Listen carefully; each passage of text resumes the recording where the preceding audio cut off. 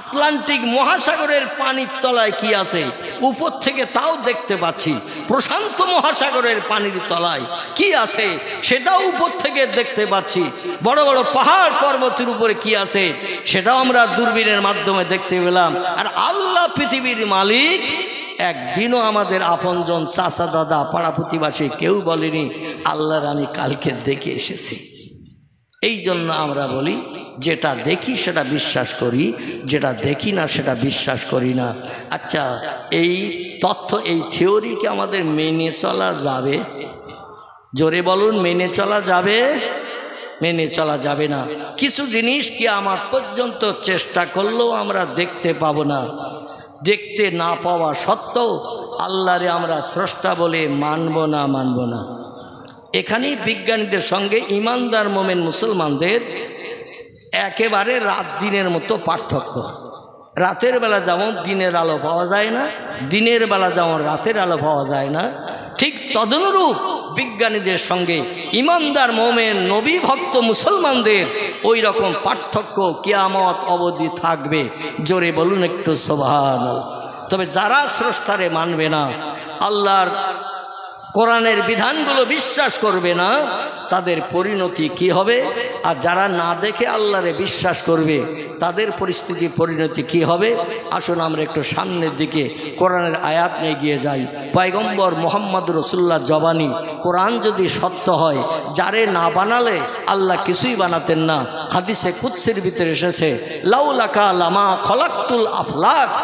আল্লাহ বলছেন আমি কোনো কিছুই বানাতাম না, ফেরেশতাও বানাতাম না, জান্নাতও বানাতাম না, জাহান্নাম বানাতাম না, জান্নাতের পরিসেবক হুর গেলেমান পর্যন্ত আমি বানাতাম না, আসমান জমিন চন্দ্র সূর্য গ্রহ নক্ষত্র সাগর সলিল পাহাড় পর্বত গিরিরাজি কিছুই বানাতাম না সৃষ্টির পূর্বে যদি আমার মুহাম্মাদুর রাসূলুল্লাহকে না বানাতাম।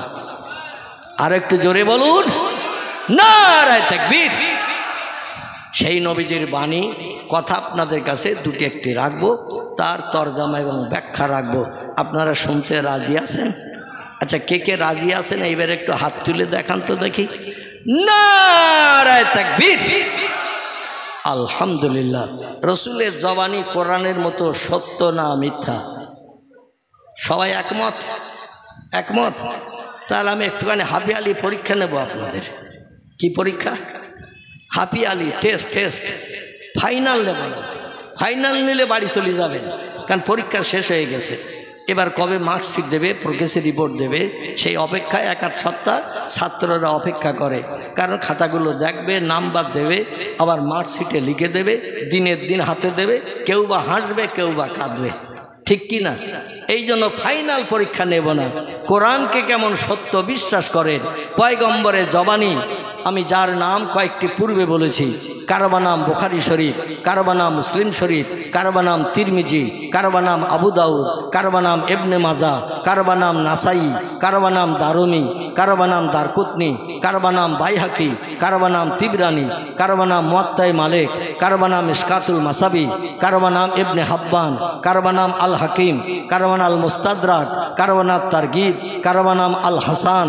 এগুলো সব সহি হাদিসের কিতাবের নাম, ভরা আছে পুস্তকের পৃষ্ঠায়, কিছু কম বেশি 3.5 লক্ষের মতো।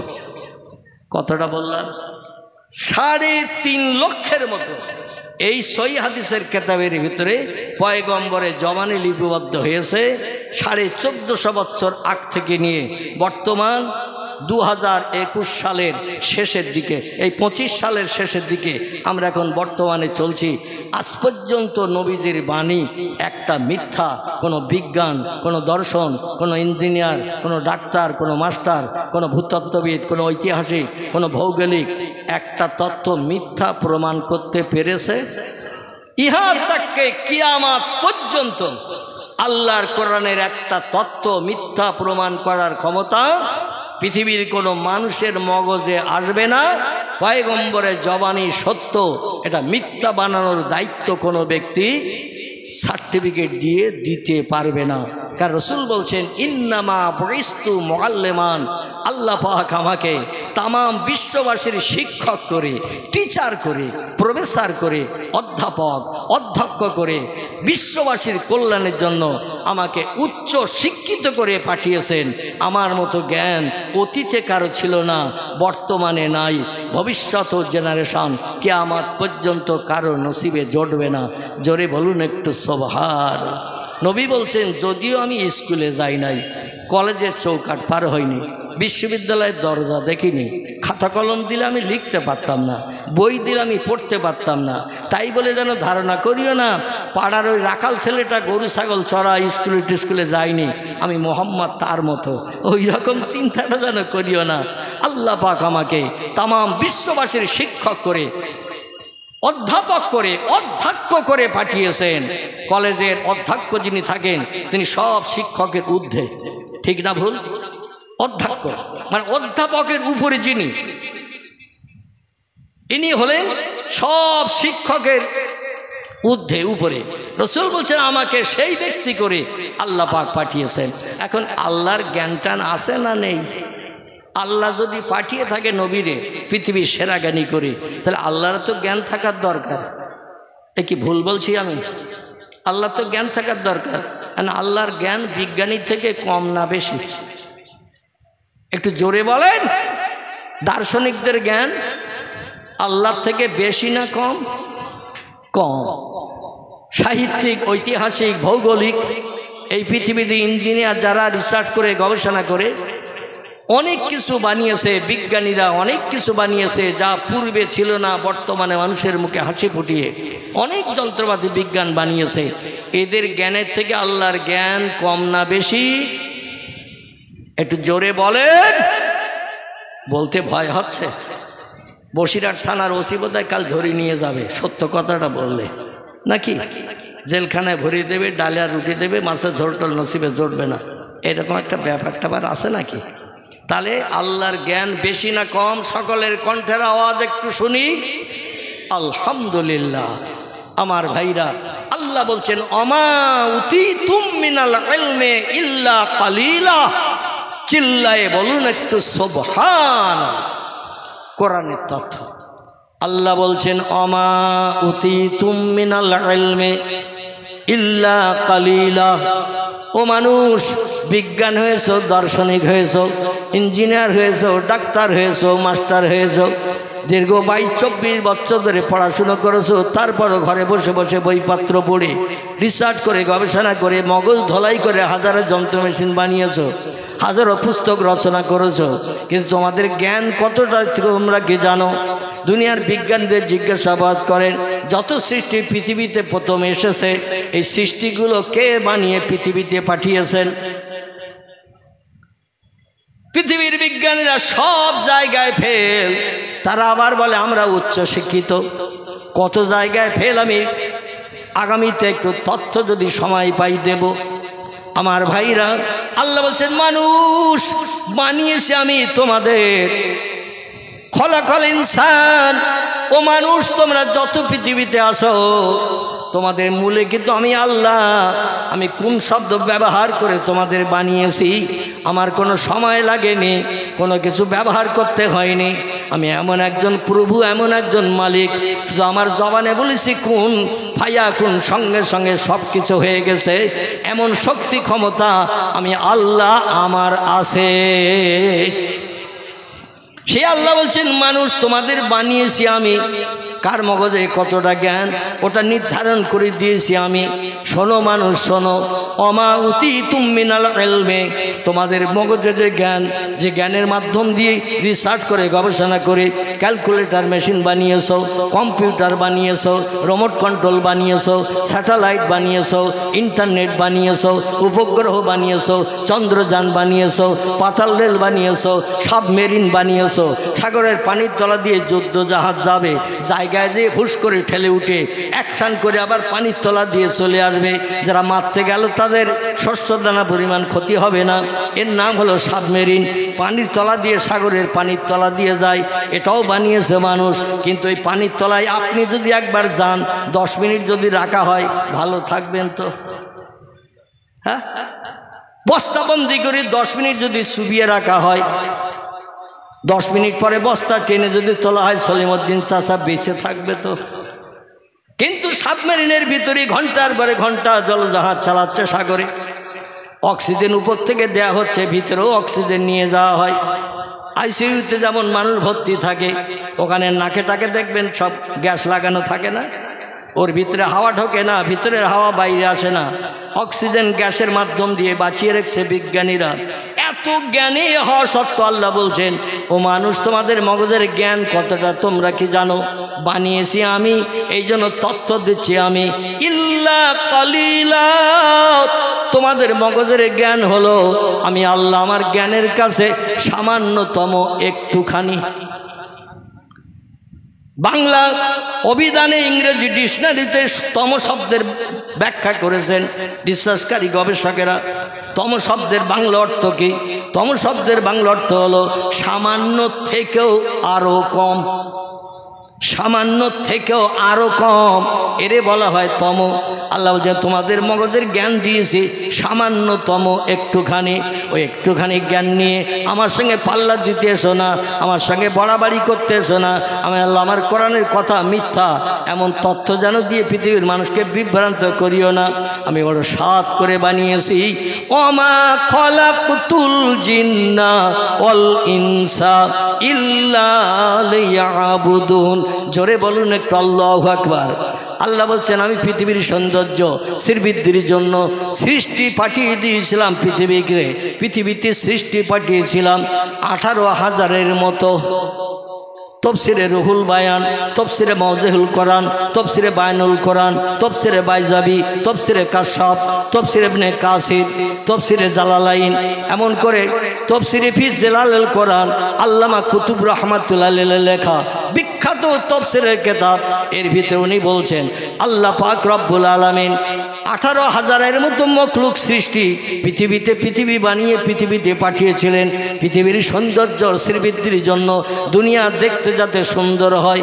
বর্তমান বিজ্ঞানীরা যন্ত্র মেশিন দিয়ে রিসার্চ করে বলছে ওই 18,000 সৃষ্টি যদি পৃথিবীতে প্রথম আসমান থেকে নেমে থাকে, এর থেকে ওর থেকে প্রোডাকশান বাড়তে বাড়তে বর্তমান সৃষ্টির সংখ্যা 1.5 লক্ষ ছাড়িয়ে গেছে। কত বলা? 1.5 লক্ষ ছাড়িয়ে গিয়েছে পৃথিবীতে সৃষ্টির সংখ্যা। আল্লাহ বলছেন আমি শুধু বলি কোন ফাইয়া কোন, সঙ্গে সঙ্গে হয়ে যায়। জোরে বলুন একটু আমিন। সে আল্লাহ বলছেন বাহাদুরি করিও না, বড়াই করিও না, কারণ বাহাদুরি বড়াই করে আমার সঙ্গে পাল্লা দিয়ে জয়ী হতে পারবে না। বিজ্ঞানীরা বলছে আল্লাহ কি করে কোরআনে কথা বলে? আমি সব শক্তির ঊর্ধ্বে, সব ক্ষমতার ঊর্ধ্বে। কোরআনে বলা হয়েছে ইন্নাল্লাহা আলা কুল্লি শাইইন কদির, আমি হলাম সব শক্তির ঊর্ধ্বে, আমার মতো পাওয়ার শক্তি ক্ষমতা আর কারো নাই, কারো নাই।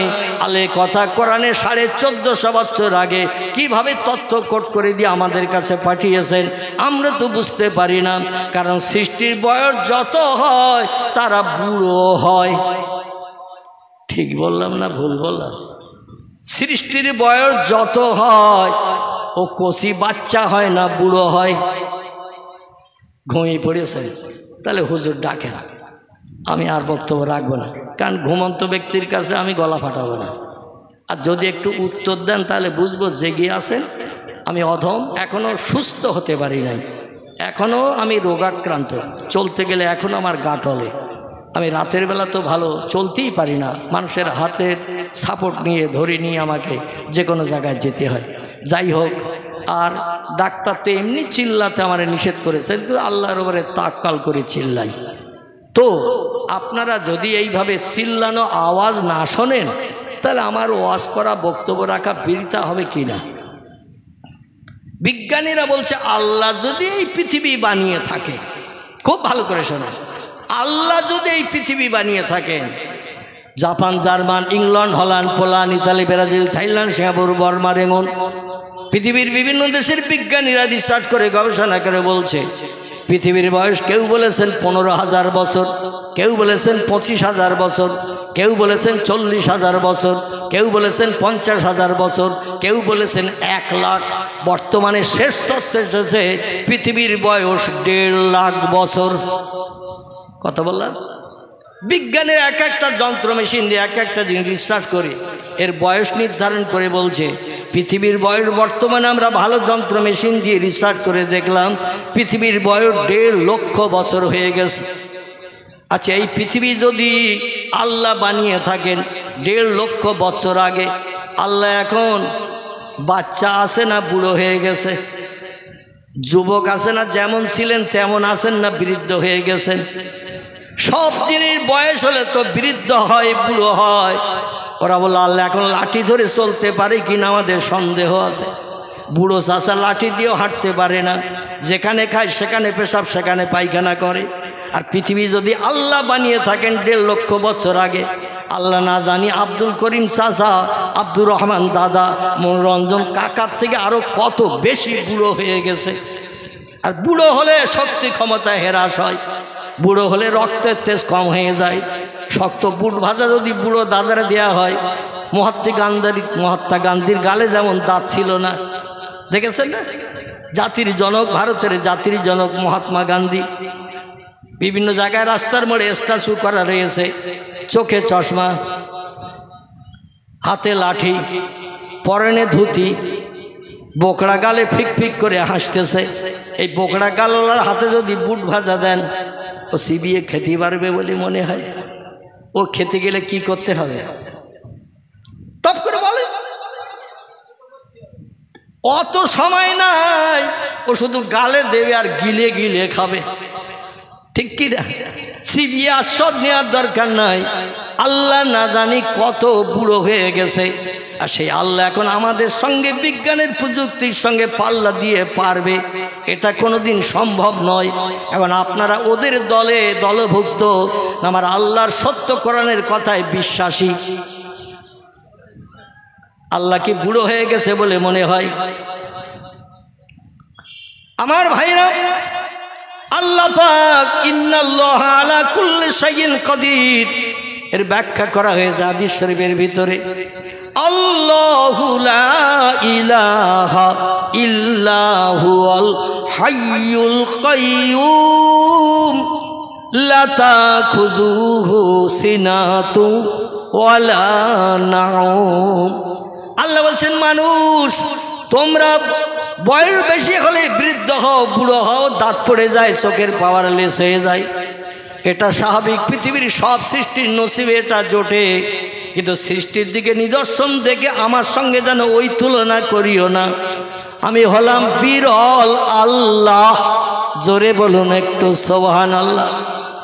তোমরা কৈশোর থেকে যৌবনাক্ত হবে, যৌবনাক্ত থেকে বৃদ্ধ বুড়ো হবে। একদিন আজরাইল দিয়ে তোমাদের চাবি মরা দিয়ে প্রাণনাশ করা হবে। ধারণা যেন করিও না আমি তোমাদের মতো মরব। আল্লাহু হাইয়ুন কাইয়্যুম, আমি অতীতে যেমন ছিলাম বর্তমানে তেমন আছি, ভবিষ্যতেও তেমন থাকবো। না মরবে আল্লাহ? আল্লাহ বলছেন, শোনো, তোমাদের খাওয়ার দরকার হয়, পেশাবের দরকার হয়, পায়খানার দরকার হয়, ঘুমানোর প্রয়োজন হয়, কিন্তু আমি এমন একজন আল্লাহ, লা তাখুযুহু সিনাতু ওয়ালা নাউম, আমার জীবনে কোনোদিন ঘুম লাগে না, ইচ্ছা করে আমি ঘুমাই না।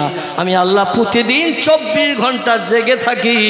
বান্দাদের কার কি চাহিদা আছে, আর আমার ডেকে বান্দা চোখের পানি ফেলে ডাকবে, আল্লাহ সমস্যার সমাধান করে দাও। আর আমি আল্লাহ প্রধানের মতো, মেম্বারের মতো, এমএলএর মতো, থানার ওসির মতো রাত 12টার পরে নাকের শব্দ গোপ্রসাবের মতো ফোঁস করে তুলে ঘুমাবো। তাহলে জনগণের দেখবে কে? আমি আল্লাহ বানিয়েছি সব সৃষ্টিকে, তাই 24 ঘন্টা জেগে থাকে। সব সৃষ্টির দাবি দেওয়া শুনে আমি আল্লাহ তাদের মুখে হাসি ফুটানোর জন্যে, জোরে বলুন একটু সুবহানাল্লাহ। তোমাদের চেহারার পরিবর্তন হবে, বাচ্চা থেকে যুবক হবে, যুবক থেকে বুড়ো হবে। তার কারণ হলো তোমাদের খাওয়ার দরকার হয়, পেশাবের দরকার হয়, পায়খানার দরকার হয়, ঘুমানোর প্রয়োজন হয়, রোগ বেমারি হলে ট্যাবলেট খেতে হয়, ইনজেকশন দিতে হয়। কিন্তু আমি আল্লাহ, আমি খাই না, আমি ঘুমাই না, আমি পেশাব করি না, আমি পায়খানা করি না। তোমাদের যে সমস্তগুলোর প্রয়োজন দৈনন্দিন, আমার এই প্রয়োজন একটাও নাই। শুধু আমি আল্লাহ, আমার নয়, আমার ফেরেশতারাও খায় না, ঘুমায় না, পেশাব করে না, পায়খানা করে না, স্বামী স্ত্রী মিলন নাই, ওদের কোনো কাম প্রলোভন নাই, ওরা হলো সব বিষয় থেকে আমার মতো মুক্ত। জোরে বলুন একটু সুবহানাল্লাহ, আর একটু জোরে বলুন সুবহানাল্লাহ। এই জন্য আমার সম্পর্কে তোমরা কোনো ধারণা করিও না। আমি আল্লাহ পাক সব সময় দৈনন্দিন 24 ঘন্টা, হাজার হাজার লক্ষ লক্ষ কোটি কোটি বছর কোনোদিন একটু তন্দ্রা ভাবও আমার আসে না, সব সময় জেগে থাকি।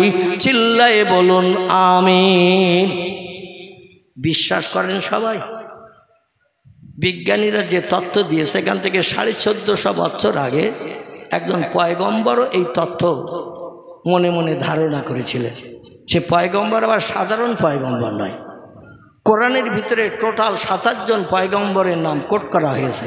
টোটাল কোরআনের ভিতরে এই 27 জন পয়গম্বরের থেকে 25 জন পয়গম্বরের জীবনী আল্লাহ কোরআনে কম বেশি বর্ণনা করেছে। এই 25 জন পয়গম্বরের ভিতরে জালালি কদরের পয়গম্বর যারা ছিলেন, উচ্চ মর্যাদা সম্পন্ন পয়গম্বর যারা ছিলেন, তাদের ভিতরে একজন নাম হলো তার মুসা কালিমুল্লাহ। কি নাম বললাম? নাম হলো তার মুসা কালিমুল্লাহ। আল্লাহ দরবারে মুসা একদিন জিজ্ঞাসাবাদ করছেন তুর পাহাড়ে, যে কোথায়? তুর পাহাড়, যেখানে আল্লাহর সঙ্গে মুসা নবীর টেলিফোন হতো, কথা হতো। বর্তমান যুগের টেলিফোন মেশিন, তখন মানুষ নাম জানতো না, হাওয়ার মাধ্যম দিয়ে কথা ঘরের ভিতরে পৌঁছে দেয়, রান্নাঘরে পৌঁছে দেয়। এরকম নাম নিশা মানুষ জানতো না। হাওয়ায় যাওয়া উড়ে যায় যাত্রী নিয়ে, শূন্যে চলে যায়, মানুষ এটাও বিশ্বাস করে নাই। রেডিও যখন তৈরি হয় নাই, এক জায়গা থেকে সেন্টার থেকে ক্যাসেট চাপাবে আর বাড়ি বাড়ি রেডিওয়ে কথা হবে, এটাও মানুষ বিশ্বাস করেনি। আল্লাহ বলছেন ইয়াসিন অল কোরআনিল হাকিম। জোরে বলুন একটু আল্লাহু আকবার। কোরআন পাকের 22 পারা, সূরাটির নাম হলো সূরাতুল ইয়াসিন। কি নাম বললাম? 22 পারার একেবারে শেষে আল্লাহ সূরাটা কোরআন পাকে কোট করেছেন। কোট করে দিয়ে বিশ্ববাসীর মগজ ধলাই করে দিয়েছেন। আল্লাহ বলেন ইয়াসিন অল কোরআনিল হাকিম। আমার মহব্বতের ইয়াসিন, বিশ্ব নবীর গুণবাচক নাম। নবীর চরিত্র, আখলাক, আদর্শ, ব্যবহারে খুশি হয়ে আল্লাহ কয়েকটা গুণবাচক নাম ধরে ধরে ডেকেছেন। আমাদের দেশে দেখবেন ভালো নাম একটা থাকে, আবার তার ডাক নামও একটা থাকে। থাকে না? থাকে না? ভালো নাম একটা থাকে, আবার ডাক নাম আছে মিন্টু, ডাক নাম আছে পিন্টু, ডাক নাম আছে নন্টু, ডাক নাম আছে লালটু, ডাক নাম আছে বল্টু, ডাক নাম আছে বাপি, ডাক নাম আছে বাপ্পা, ডাক নাম আছে বাবলু, ডাক নাম আছে বাচ্চু, ডাক নাম আছে ডবলু, ডাক নাম আছে বুলু, ডাক নাম আছে আকাশ। কিন্তু আমি এখনো পর্যন্ত শুনিনি আকাশের নিচেই কি? আকাশের নিচে এই জমিনের তলায় কি? কি বলি? পাতাল। পাতাল বলি না? এই পাতাল নামটা এখনো আমি শুনতে পাইনি। কবে রাখবে মুসলমানের ছেলেরা? বাংলাদেশে ভুরি ভুরি আকাশ নাম পাওয়া যায়, নাম রেখেছে আকাশ। তো পাতাল নামটা রাখ, মিলিয়ে যাক। ঠিক না ভুল? মিন্টু, পিন্টু, নন্টু, ঝন্টু, লালটু, বল্টু, বাপি, বাপ্পা, বাবলু, বাচ্চু, ডবলু, বুলু, এইভাবে হাজার হাজার নাম মুসলমানদের ছেলেদের আছে না নাই? রসুল বলছেন ইসমি আউলাদুকুম কাইসমিল আম্বিয়া। ও দুনিয়ার উম্মতে মণ্ডলীরা শোনো, উম্মতে মুহাম্মাদিরা শোনো, আল্লাহ যদি তোমাদের কোনো পুত্র সন্তান দান করে, ছেলে যদি দেয়, একটু কাইসমিল আম্বিয়া, নবীদের নামের সঙ্গে ছেলেদের নামগুলো একটু মিলিয়ে রাখবে। কাদের সঙ্গে নাম রাখতে বলেছে? আল্লাহ বলছেন, নবী বলছেন নবীদের নামের সঙ্গে ছেলেদের নামগুলো মিলিয়ে রাখবে। আল্লাহ যদি কোনো কন্যা সন্তান দান করে, মেয়েদের নামগুলো নবীর বিবিদের নামের সঙ্গে মিলিয়ে রাখবে। সাহাবীরা বলেন, মা হিয়া ইয়া রাসূলুল্লাহ, ওল মডেলের যুগের পয়গম্বরদের নামের সঙ্গে, ওল মডেলের যুগের পয়গম্বরের বিবিদের নামের সঙ্গে আমাদের ছেলে মেয়েদের মডার্ন যুগের নাম রাখলে লাভ কি হবে? মানুষ লাভে লোহা বইতে চায়, বিনা লাভে তুলো কেউ মাথায় নিতে চায় না। এখন ওই নাম রাখলে পূর্ণ যুগের নাম, হাজার হাজার বছর আগের নাম রাখলে লাভ কি হবে? রসুল বললেন, সাহাবীরা আদম সফিউল্লাহ থেকে নিয়ে ঈসা রুহুল্লাহ পর্যন্ত, ইহা তাক্কে আমি মুহাম্মদ রসুল্লাহ পর্যন্ত যদি কোনো ব্যক্তি তাদের ছেলেদের নাম পয়গম্বরদের নামের সঙ্গে রেখে দেয়, একটাও নবী হাসরের মাঠে জাহান্নামী হবে না। সব নবী হিসাব নিকাশ বিহীন আল্লাহর জান্নাত হালাল বানাবে। আর নবীরা যখন জান্নাতে যাবে, হাসরের মাঠে জান্নাতে যাওয়ার সময় নামের বন্ধুদের হাসরের মাঠ থেকে খুঁজে খুঁজে বার করবে। আমার নামের সঙ্গে নাম রেখেছিল দাউদকে, আমার নামের সঙ্গে নাম রেখেছিল মুসাকে, আমার নামের সঙ্গে নাম রেখেছিল হারুনকে, আমার নামের সঙ্গে নাম রেখেছিল ইউসুফকে, আমার নামের সঙ্গে নাম রেখেছিল সুলাইমানকে, আমার নামের সঙ্গে নাম রেখেছিল ইসমাইলকে, আমার নামের সঙ্গে নাম রেখেছিল ইব্রাহিমকে, আমার নামের সঙ্গে নাম রেখেছিল নুহুকে। এইভাবে প্রত্যেকটা নবী নামের বন্ধুদের খোঁজ করবেন। আল্লাহ ডেকে বলবেন, ও আমার প্রেমিক বান্দা পয়গম্বরের দল, জান্নাত হালাল বানালাম, ঘোষণা দিয়ে দিলাম হাসরের মাঠে, এখনো কেন হাসরে খোঁজো? বলে, আমার নামটা যে লোকটি রেখেছিল ওই যুগে আমি পৃথিবীতে ছিলাম না, আমার নামটা রাখার কারণে পাড়ার মানুষেরা মুসা বলে বলে তারে ডেকেছে, দাউদ বলে বলে তারে ডেকেছে, ইব্রাহিম বলে বলে ডেকেছে, ইউসুফ বলে বলে ডেকেছে। আমি পৃথিবীতে ছিলাম না, কিন্তু আমার নামটা ওই লোকটা রাখার কারণে কিয়ামত পর্যন্ত আমার নাম মানুষের মুখে মুখে প্রচারিত হয়েছে। আর ওই লোকটা জাহান্নামের আগুনে দগ্ধ হবে। আমি আল্লাহর পয়গম্বর ওটা পছন্দ করি না। জান্নাতে যদি আমারে দেন, আমার নামের বন্ধুদের সঙ্গে করে নিয়ে জান্নাতে যাওয়ার সুযোগ দিতে হবে। নবীদের নামের সঙ্গে নাম রাখা ভালো না খারাপ? ওল মডেলের নাম এখন তার মানুষ রাখতে চায় না। আমি যদি জিজ্ঞাসা করি মিন্টু নামের অর্থ কী, পিন্টু নামের অর্থ কী, নন্টু নামের অর্থ কী, বল্টু নামের অর্থ কী, বাপি নামের অর্থ কী, বাপ্পা নামের অর্থ কী, অন্তত 2-4 মাস লাগবে তার অভিধানগুলো, অভিধানিক ডিকশনারিগুলো ঘেঁটতে ঘেঁটতে কলিজা গরম হয়ে যাবে। কিন্তু প্রত্যেকটি পয়গম্বরের নামের সুন্দর সুন্দর অর্থ আছে। জোরে বলুন একটু সুবহানাল্লাহ। আল্লাহ কোরআন পাকে কিছু জান্নাতি মেয়েদের নাম ঘোষণা করেছেন।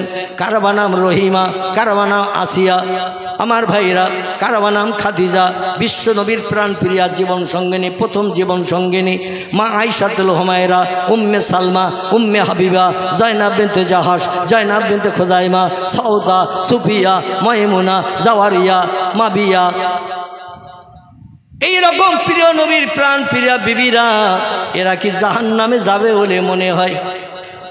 নবীরে যারা সেবা যত্ন করেছেন বাস্তব জীবনে, আল্লাহ পাক সেবা যত্নের মাধ্যম দিয়ে নবীর বিবিদের দুনিয়ায় বেঁচে থাকতেই জান্নাত হালাল বানিয়ে দিয়েছেন। আমার ভাইরা, রহিমা নামের ব্যক্তি, মরিয়ম নামের ব্যক্তি, আসিয়া নামের ব্যক্তি, আল্লাহ আলী সারা নামের ব্যক্তি, হাজারা নামের ব্যক্তি, যারা পয়গম্বরদের পরিষেবা দিয়েছে, এই পরিষেবা দেওয়ার কারণে আল্লাহ তাদেরও হিসাব নিকাশ করবেন না, সরাসরি জান্নাত হালাল বানাবেন। এই নাম যদি কোনো মেয়েদের রাখা হয়, ও দেবকের মা বোনেরা একটু ভালো করে শুনে নেন, নবীর বিবিদের নামের সঙ্গে নাম যদি একটু মিলিয়ে রাখতে পারেন, হাসরের মাঠে ইয়াউমা ইয়াফিরুল মারু মিন আখিহি ওয়া উম্মিহি ওয়া আবিহি ওয়া সাহিবাতিহি ওয়া বানিহি আল আখির। আল্লাহ কোরআনে তত্ত্বকট করে বলছেন, হাসরের মাঠ যেদিন সংগঠিত করব, বাপ ছেলের চিনবে না, ছেলে বাপের কাছে পরিচয় দেবে না, মা মেয়ের পাশে যাবে না, মেয়ে মারে চিনতে পারবে না, ভাই বোনের বোনের সঙ্গে কোনো সম্পর্ক রাখবে না, বন্ধু বান্ধব কেউ কারোর দিকে একবার ফিরেও তাকাবে না। সেদিন আল্লাহ পাক রব্বুল আলামিন নবীর বিবিদের নামের সঙ্গে নাম রাখার কারণে ওই বিবিদের যখন জান্নাত হালাল বানাবেন, ওই নবীর বিবিরা নামের বান্ধবীদের খুঁজে খুঁজে নিয়ে আল্লাহর জান্নাতে যাওয়ার জন্য আল্লাহর কাছে দাবি করবেন। আল্লাহ বলবেন, ওই তোমার নামের বান্ধবী তো জাহান্নামে, অপরাধকারী, আমার সঙ্গে ভালো সম্পর্ক রাখেনি, ইবাদত বন্দেগী করেনি, আসমানি কিতাব তেলাওয়াত করেনি, এই জন্য ও জাহান্নামে যাবে। আল্লাহর পয়গম্বরের বিবিরা, যত পয়গম্বর পৃথিবী এসেছে, তারা বলবে আমি দুনিয়ায় ছিলাম না, আমার নামটা পৃথিবীতে রাখার কারণে হাজার হাজার মানুষ আমার নাম ধরে ধরে ডেকেছে, দুনিয়া আমার নামটা চালু থেকেছে, আর ওই আমার নামের বান্ধবী জাহান্নামে যাবে। আল্লাহ, আমি তাহলে ওরই সঙ্গে জাহান্নামে চলে যাব। আল্লাহ সেদিন বলবেন, ও বান্দা, দুশ্চিন্তা যুক্ত হয়ে না, আমি কোরআনে সূরা ফাতিহায় প্রথম সেন্টেন্সের পরে 2 নম্বর সেন্টেন্সে আমি একই সেন্টেন্সের ভিতরে, বাক্যের ভিতরে আমার 2টো নাম কোট করে দিয়েছিলাম। একটা হলো দুনিয়ার জন্য, একটা হলো হাসরের মাঠের জন্য। যদিও সেদিন আল্লাহ পাক হাদিস শরীফ এসেছেন, আল্লাহ হাসরের মাঠে কাহার নাম নিয়ে বিচার শুরু করবেন, জাব্বার নাম নিয়ে, গাম্ভীর্য মেজাজ নিয়ে আল্লাহ পাক কারো দিকে সদয় হবেন না। কার চেহারা দেখতে ভালো, কার বংশ গৌরব ভালো, কার অর্থ সম্পদ জায়গা জমি বেশি আছে, তার একটু ফ্যাসিলিটি দেয়া হবে, এই রকম বিষয়টা সেদিন হবে না। আল্লাহ সেদিন কাহার নাম নিয়ে, জাব্বার নাম নিয়ে বিচার শুরু করবেন। এক চুল পরিমাণ কারো দিকে পক্ষপাতিত্ব করবেন না। মিজানের দাড়ি পাল্লায় নেকি বধি চাপানো হবে, নেকির পাল্লার দিকে, সওয়াবের দিকে পাল্লা যদি ঝুঁকে যায়, তাহলে লোকটা জান্নাতে সাব্যস্ত হবে, নারী হোক বা পুরুষ হোক। আর যদি পাপের পাল্লার দিকে মণিকাটা ঝুঁকে যায়, লোকটি অপরাধী সাব্যস্ত হবে। আল্লাহ বলবেন, ও আমার ফেরেশতারা, শুনে নাও, জেনে রেখে দাও, ওয়ালা হুম মাকামি মিন হাদিদিন কুল্লামা আরাদু আইয়াখরুজু মিনহা মিনাল গাম্মে উইদু ফিহা ওয়াযুকু মিন আযাবিল হারিক। জোরে বলুন একটু আল্লাহু আকবার। আল্লাহ সেদিন বলবেন, এ আমার ফেরেশতারা, ওদের গলায় লোহার শিকলের দড়ি পরিয়ে দাও, গরু ছাগলের মতো হড় হড় করে টানতে টানতে আমার জাহান্নামের দিকে নিয়ে যাও। আচ্ছা, আমাদের যদি গলায় লোহার শিকলের দড়ি গরু ছাগলের মতো পরিয়ে হাসরের মাঠে ফেরেশতারা যদি জাহান্নামের দিকে নিয়ে যায়, কে কে যেতে রাজি হবেন একটু হাত তোলেন। জাহান্নাম হলো অনল অগ্নিকুণ্ড, জাহান্নাম হলো অনল অগ্নিকুণ্ড, দাউ দাউ করে জ্বলছে। এই আগুনের দিকে কেউ যাবে, বরং জাহান্নামের গর্জন আওয়াজ শুনে হাসরের মাঠে বান্দারা বেহুশ হয়ে যাবে। গম গম গম গম জমজম জমজম করে একটা আওয়াজ করবে জাহান্নাম। আল্লাহ বলবেন জাহান্নামকে, ফেরেশতারা 70,000 লোহার শিকল দিয়ে একটু দূরে নিয়ে যাও। আমার প্রেমিক বান্দারাও জাহান্নামের গর্জন আওয়াজ শুনে ভয় পাচ্ছে। যারা জাহান্নামের ধারে পাশে যাবে না, জাহান্নামে দগ্ধ হবে না, তারা আওয়াজ শুনে ভীত সন্ত্রস্ত হচ্ছে। জাহান্নামকে একটু দূরে সরিয়ে নিয়ে যাও। ফেরেশতারা টেনে নিয়ে যেতে চাইবে, কিন্তু জাহান্নাম দূরে যাবে না, ও শুধু বলবে খাবো খাবো খাবো। কে কে আসে আল্লাহ আমার ভিতরে ভরিয়ে দাও, ওদের খেয়ে একটু কলিজা ঠান্ডা করি। লক্ষ লক্ষ বছর ধরে আমি শুধু অপেক্ষায় আছি, আমার খোরাক কারা হবে। ফেরেশতারা বলেন, আল্লাহ 70,000 লোহার শিকলের দড়ি, সাবুনা জেরাগান 70,000 লোহার শিকলের দড়ি দিয়ে জাহান্নামকে টেনে নিয়ে যাবে। ফেরেশতারা জাহান্নামকে টেনে নিয়ে যেতে পারবে না। ফেরেশতা বলেন, আল্লাহ আমরা তো অপারগ, এত ফেরেশতা ধরে জাহান্নামের টানি, জাহান্নাম তো যায় না। আল্লাহ বলবেন, ফেরেশতা কুম কুম কুম, একটু দাঁড়াও দাঁড়াও দাঁড়াও, আমি জাহান্নাম যাতে দূরে যাই, প্রেমিক প্রেমিকা বান্দাদের যাতে ভয় না হয়, অস্বস্তি না হয়, অসুবিধা না হয়, আমি ব্যবস্থা করে দিয়েছি। আল্লাহ পাক সামান্য একটু পানি ফেরেশতাদের হাতে দেবেন। কি দেবেন? একটু পানি দেবেন, পানি। এই পানি দিয়ে বলে, এই পানিটা জাহান্নামের উপরে নিক্ষেপ করো। যেই জাহান্নামের উপরে পানিটা নিক্ষেপ করবে, সঙ্গে সঙ্গে জাহান্নামের গর্জন বন্ধ হয়ে যাবে এবং দূরেই জাহান্নাম সরে যাবে। আর কোন আওয়াজ হাসরের মাঠে কোনো ব্যক্তিরা শুনতে পাবে না। জোরে বলুন একটু সুবহানাল্লাহ। সাহাবীরা বলছি, ইয়া রাসূলুল্লাহ, ওই পানিটা কি পানি? আল্লাহ নবী বললেন, ও মিনাল লাইলে ফাতাহাজ্জাত বিহি নাফিলাতাল্লাক আসা আইয়াবাসাকা রব্বুকা মাকামাম মাহমুদা। জোরে বলুন একটু আল্লাহু আকবার। নবী বলছেন, সাহাবীরা তোমরা জানো না জাহান্নাম ভয় পাবে, গমগমানি আওয়াজ বন্ধ করবে, দূরে সরে যাবে। একটুখানি পানি জাহান্নামে নিক্ষেপ করলে এই পানিটা কৌসারের পানি নয়, এই পানিটা আবে হায়াতের পানি নয়, এই পানিটা দুনিয়ার সাগরের পানি নয়, এই পানিটা ডাবের পানি নয়, এই পানিটা পুকুরের পানি নয়, এই পানি আসমানি বৃষ্টির পানি নয়, এই পানি হলো আমার নবীর উম্মতদের চোখের পানি। জোরে বলুন একটু সুবহান। আমার ভাইরা, আল্লাহ কোরআনে বলছেন জাহান্নামের আগুন থেকে যদি উম্মতি মুহাম্মাদিরা নিষ্কৃতি পেতে চাও, দুটো কাজ একটু কম বেশি করে করে নাও। কটা কাজ? দুটো কাজ। একটু কম করো বেশি করো, একটা কাজ কম করো, একটা কাজ বেশি করো। কোরআনই তথ্য দিয়ে দিচ্ছেন, বিসমিল্লাহির রহমানির রহিম, ফালিয়াদহাকু কালিলাও ওয়ালিয়াবকু কাসীরা। চিল্লায়ে বলুন একটু আল্লাহু আকবার।